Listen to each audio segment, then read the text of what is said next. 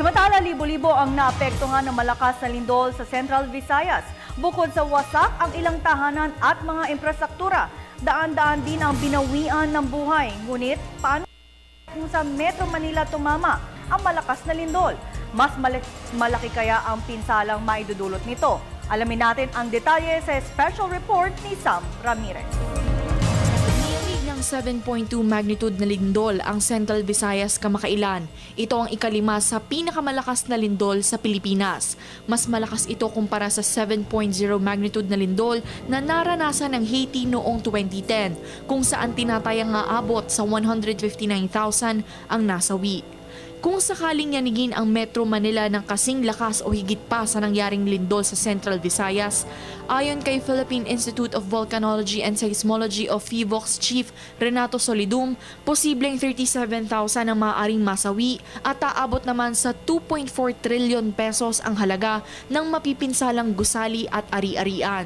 Paliwanag ng PHIVOLCS, nasa ilalim kasi ang Metro Manila ng tinatawag na West Marikina Valley Fault na nag-uumpisa sa Sierra Madre Mountain Range, sakop ang Cavite, Quezon City, Bulacan, Rizal, kasama din ang Pasig, Taguig, Muntinlupa at ilang bahagi ng Laguna.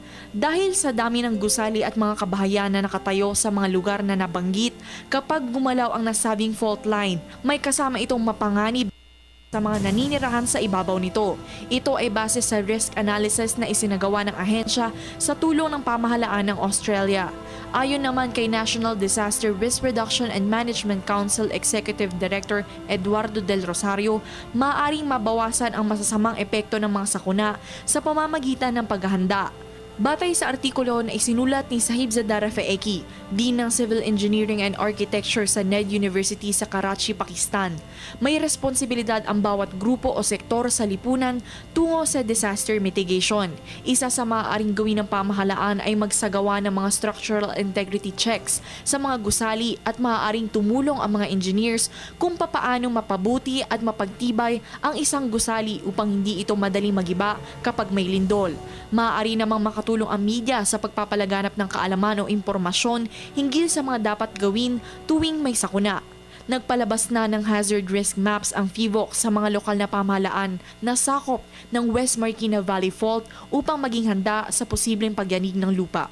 Nag-uulat para sa Telebisyon ng Bayan, Sam Ramirez.